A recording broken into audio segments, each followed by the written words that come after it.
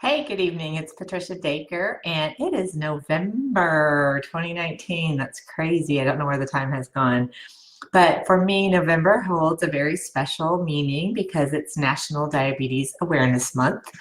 And I wanted to spend a few moments talking about the importance of that and then share a few things with you. So, I just think it's cool that we have a month that we kind of stop and pause and think about, you know, what's going on? So National Diabetes Awareness Month is a great time to look back at all the advantages.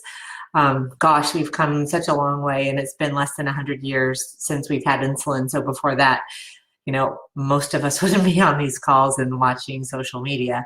So I'm always so grateful and thankful to Dr. Banting and Best for their brilliant discovery of insulin. Somebody's going to knock on my front door. Um, and so I also just am so super excited. I think of when I first started, I took injections and now I'm on a pump and I've done CGM and things like that. There's so many new advantages that it's just great to pause for a moment and be grateful for everything that we have that makes our lives a little bit easier. And even though we don't always like everything, like, I really don't like checking my blood sugar, but when I'm thankful that I get to, because if I've ever run out of strips or been without for a while, I kind of panic. And so it's something I can take for granted. So it's just a good time to look back at all those things that we have and just pause a moment and go, gosh, life would be really a lot harder without them. It's also a time to think about what's missing, like what are the gaps and why have we not made more progress, right? So there's so many things that happen in the world, and with diabetes there's so much more still to be done so that we could all live happier, better, easier, tighter control, all that good stuff. So there's innovation that needs to happen, and I think November is a great time to bring that to front mind awareness of those needs. It's also a time to talk about the cost, right? Expensive. So in the US, diabetes care is crazy expensive, especially when it comes to medicine. And there's a lot of initiatives. So I'm really grateful that during this month that these things will come to light and we'll have time to talk about them. So I'm going to talk a little bit always about my kind of perspective and my diabetes story and how I can hopefully help other people. That's my mission and my goal, is that I can share some of the struggles I've had and some of the resolutions and how I've had a little bit more peace. And so as the month plays out, I'm going to kind of talk about my story with each of the pillars and why I think these things are important. And so I'm going to start with education.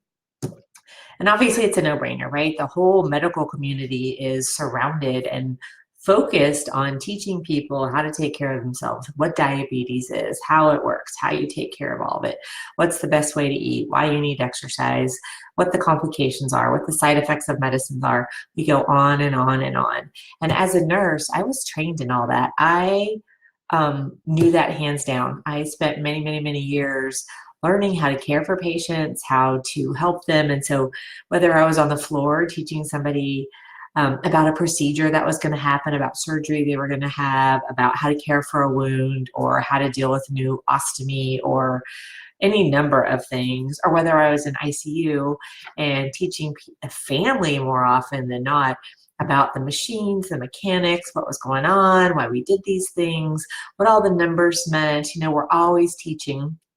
And then my time in the ER, a lot of teaching, and mostly at discharge. So people come in with some problem, we figure it out, we get them squared away, hopefully stabilized. And those that go home, there's a whole aspect of discharge planning.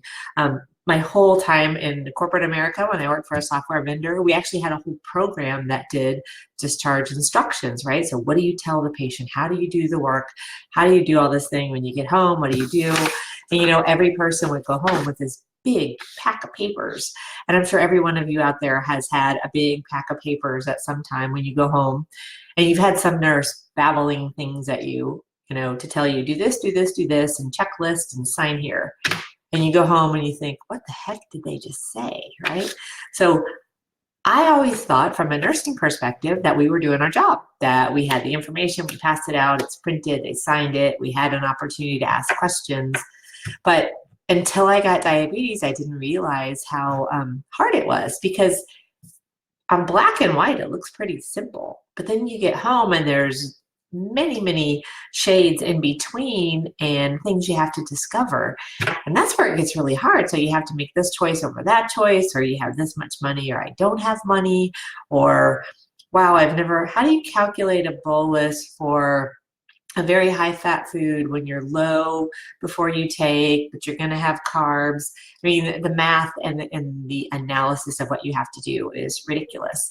And if you're type 2, how the heck do you get your blood sugar down when it's high? Because you're already insulin resistant. More insulin isn't really the proper answer. So you're kind of stuck. So if you're type 1 and your blood sugar's high, you give yourself insulin, you don't have insulin resistance. Hopefully, most of us don't. And if you're type 2, you're dealing with a whole different set of issues. So there's a lot of education, but when it comes into the real world, into the day-by-day things that you have to deal with, so much harder. And so I am guilty, and I'll say this, I am guilty of being one of those judgy ER nurses that were like, why don't you people just do what we tell you to do, and you'll be a lot healthier, right? You won't have all these trouble. You won't be coming to the ER. And I never, ever realized how absolutely difficult it was to follow and to do the education that we provide. So my point is, education is 100% the foundation of everything you do. There are actually careers, people that do nothing but diabetes education, and they're wonderful. They're absolutely amazing because they help us navigate this world. But they're only with us for a short time. We're doing the rest of it 24/7, right? So there's a lot of self-management in diabetes. You've got to figure out what you're going to eat, how you're going to react, what your choices are, what your next steps are. And that's where it gets really, really challenging, because there is no perfect rule book for every possible scenario. So when it comes to education, my philosophy on this is absolutely 100% imperative. And to know how your body works and how to treat your body, got to have it. No way around that. But I'm going to say it's not enough. And I think the medical community, me included, because I look back at my training and we really did very little to accommodate the unique needs. It's like, here's the rule book, here's what you should do, go do it. And I've learned that that's not all that's necessary. There's so much more. So I'm going to talk about that in the coming weeks, the different things that I've found that are in addition to education. So I'm not going to downplay education. It has to be there. But I really think there is a lot more than just that. So I'm going to talk about that in the coming weeks. And those are my foundational pillars on what I believe, what I found to be the way to navigate diabetes a little bit easier. And it's more than just the body and the medicine and all that. Okay, so talk about that. So for National Diabetes Awareness Month, there's several things happening, and I'm going to ask you if you would be willing to support me in several different ways. So first, and I'm going to put links to all this stuff below, and I'll put it on my if you're on Instagram, it's going to be in my bio, right? So we don't have the links on Instagram. But so one is I am participating in the JDRF walk this month, so Juvenile Diabetes Research Foundation. And I hang out with a bunch of those people. I love supporting their cause. I'm volunteering for them. And once a month, I get together with other people who are type 1. So it's mostly type 1. It's all type 1, actually. I've done work with the ADA too, which is type 1, type 2. But recently JDRF has kind of, found its way into my world.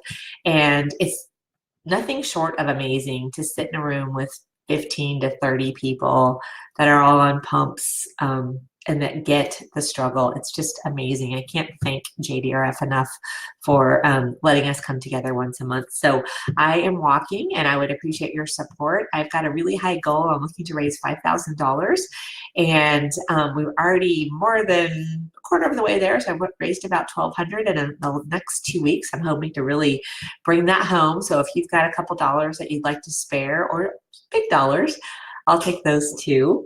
The other thing is I'm working on my coaching. So my coaching, I do one-on-one. I can do group coaching, but I also understand that that's not always convenient for everyone. So I'm offering and putting together home coaching videos where you watch a video. I take you through my concepts and the information that has been helpful for me. And then you go through and you kind of figure out how it works for you. So it's an online package. You do the work. There's tests, there's quizzes, there's journaling. It's really kind of fun. That is coming out soon. We thought we're probably going to release a course this month or next month. And we've got some stuff we're trying to figure out. But no matter what, if you go to my website, www.dealingwithyourdiabetes.com, then you can go to my products and it says home video coaching. And you can sign up to be an early adopter. And what that means is that you're going to get discount prices. I'm going to pull from a hat for some of you to get the course free, which would be awesome. And there'll be other perks and benefits too as we go through. And I'm looking for your feedback. So please sign up to be involved with that. And lastly, so in November, I am trying to grow my reach. We're on a huge, with the videos coming up, I'm on a big branding mission. So what I am asking you is to like, comment, share. If you know somebody that has diabetes that's struggling, that could use some motivation and kind of a different mindset. I read online every day, and there's so many people that are frustrated and burnt out and struggling and mad and angry. And you know, I want to reach out and hold those people because I've been there and I've done that. And there are some things you can do to make it better. Doesn't get rid of diabetes, but it gets rid of some of the heaviness with it. And so I really want to bring that to people and help them. So if you know anybody, I would appreciate, you know, sending them my blog, my social media, whether it's Facebook or Instagram, any of that, it would be great. So if you would do that, I would be more than appreciative. And yeah, thank you. I will see you next week, and we'll continue to celebrate National Diabetes Awareness Month. And take care, and I'll see you soon. Bye.